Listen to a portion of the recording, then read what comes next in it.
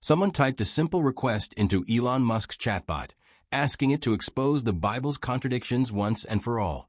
And within seconds, the internet had a new obsession, because the answer that came back was not the tidy takedown anyone expected. And in the weeks that followed, it split Christians, atheists, and tech skeptics into camps that could not agree on what had actually happened, or whether it mattered at all. Grok was built by xAI, the company Elon Musk founded to compete with OpenAI and the other major labs. And from the start, it was marketed differently. Where other assistants leaned toward caution, Grok was pitched as blunt, current, and willing to wade into subjects other bots would sidestep. It also had something unusual for a chatbot, a live connection to the conversation happening on X, formerly Twitter, so it could reference recent posts and ongoing arguments in a way that older, static models could not. That combination, a willingness to be direct plus a feed of real-time chatter, made it the obvious tool for people who wanted to settle old arguments with something that looked objective.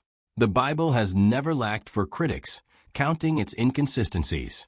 2 different genealogies for Jesus, 2 different accounts of Judas's death, disagreements about who arrived at the tomb first and what they saw there, numbers that don't quite line up between Kings and Chronicles.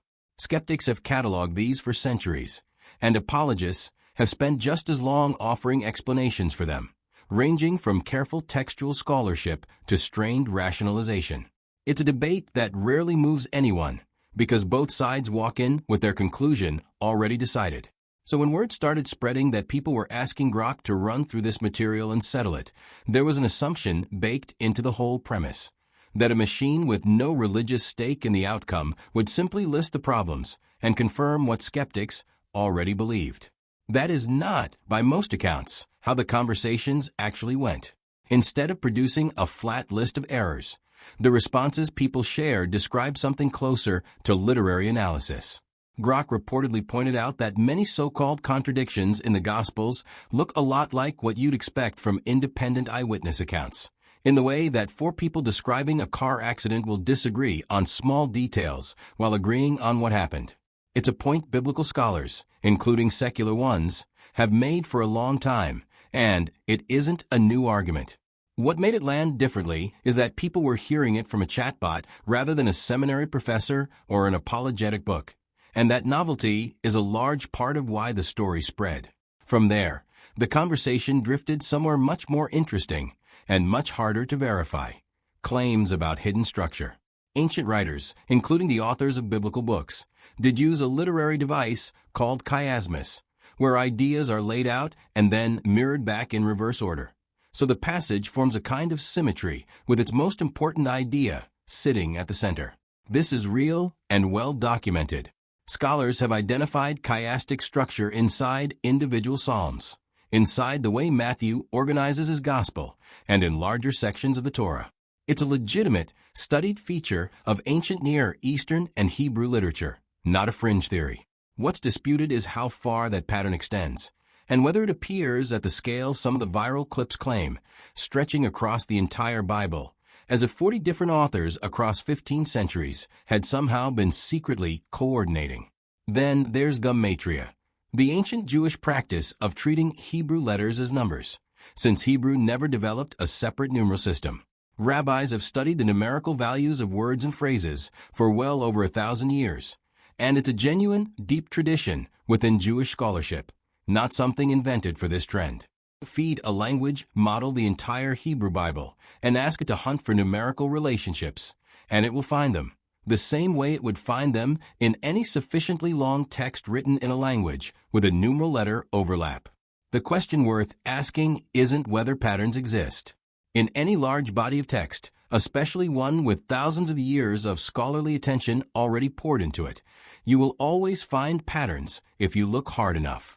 The question is whether those patterns mean anything beyond the fact that humans, and the machines we build, are extremely good at finding shapes in noise.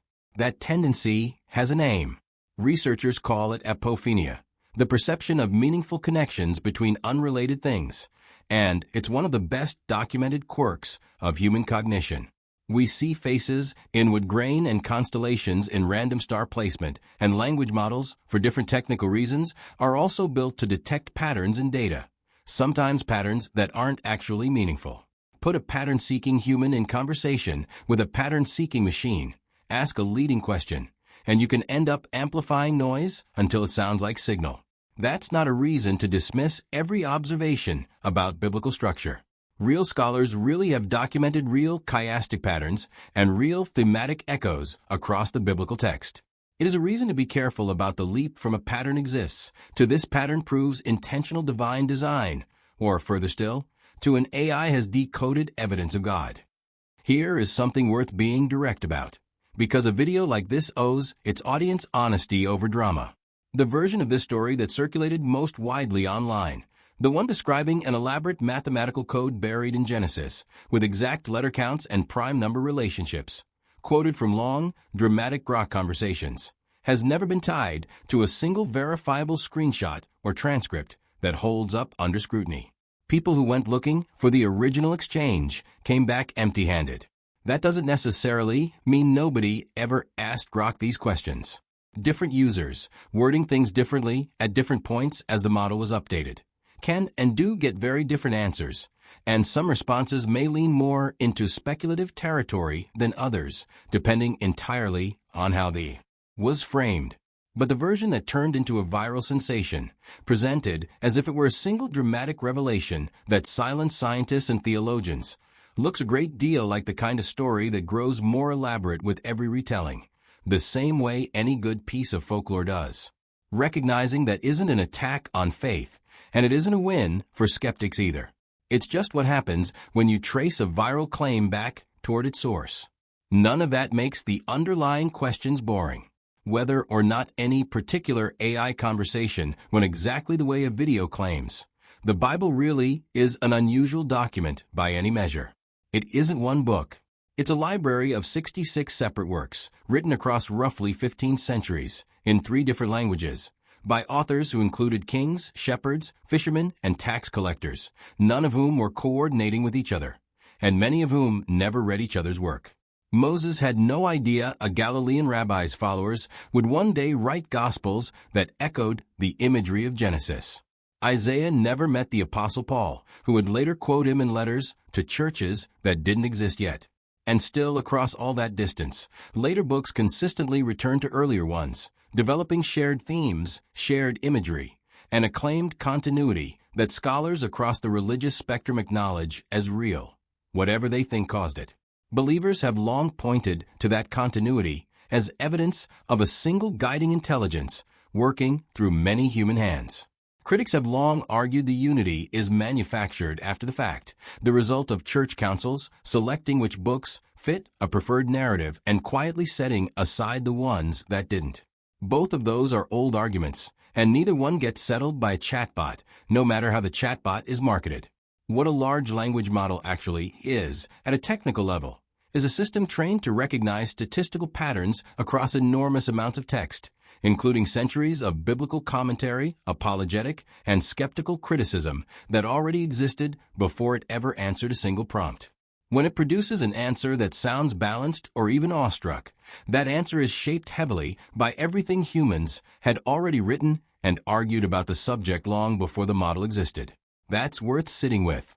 An AI weighing in on an ancient argument is not a neutral third party stepping outside human debate to deliver a verdict from nowhere. It's a reflection, often a fairly sophisticated one, of the debate we were already having. That reframes the real story here, and it's arguably more interesting than the exaggerated version. The compelling part isn't that a chatbot cracked some hidden divine code. It's that millions of people across very different backgrounds and beliefs were suddenly willing to treat an AI's opinion on Scripture as evidence worth taking seriously, in either direction. Christians who had never given artificial intelligence a second thought were suddenly sharing screenshots as validation. Atheists who considered the Bible thoroughly debunked found themselves arguing about pattern recognition and statistical significance. People who cared about neither religion nor AI got pulled into the conversation anyway, because it touched something almost everyone wonders about at some point, whether there's more order underneath the world than we usually notice, and whether a machine could ever see something in an old text that centuries of human eyes had missed. There's a real, secular version of that question worth asking on its own terms. without any appeal to the supernatural. Computational analysis of ancient texts is a genuine and growing field, and it has already produced real insights into authorship, dating, and the way documents were compiled and edited over time. Insights human scholars working by hand for a lifetime couldn't easily surface. If there is more structural sophistication in how these ancient books were assembled than we've given them credit for, that would be worth knowing regardless of whether you think a deity was involved. It might mean ancient editors were far more careful and deliberate than modern readers assume. It might mean human storytelling naturally tends toward certain structures once a text gets copied, reworked, and curated by enough generations of scribes who cared about it. Either explanation is compatible with a secular worldview, and neither one requires exaggerating an AI chat log into a modern miracle story. It's also worth saying plainly that no serious researcher and no responsible reading of what these AI systems actually do treats a chatbot's output as proof of anything theological. These models don't have access to some hidden layer of truth unavailable to human scholars. They don't understand meaning, memory, faith, or covenant, the way even a skeptical human academic understands the weight those words carry after a lifetime of studying them. What they're good at is finding statistical regularities across huge amounts of text very quickly, faster than any human researcher could manage by hand. That's a genuinely useful capability, and it's already changing how linguists and historians study old documents. It just isn't the same thing as revelation, and treating it that way in either direction, either as proof of God or proof of nothing, asks more of the technology than it can honestly deliver. So where does that leave the actual question this whole story keeps circling? Is the Bible divinely inspired, or is it an entirely human document that happens to be unusually well put together? That question was never going to be answered by a chatbot, and it still isn't. What changed is who's suddenly willing to discuss it, and where. A conversation that used to live mostly in seminaries, philosophy departments, and long internet forum threads is now happening in video comment sections and group chats between people who never expected artificial intelligence to make them think about Scripture at all. That, more than any claimed hidden code, might be the most genuinely surprising outcome of the whole trend.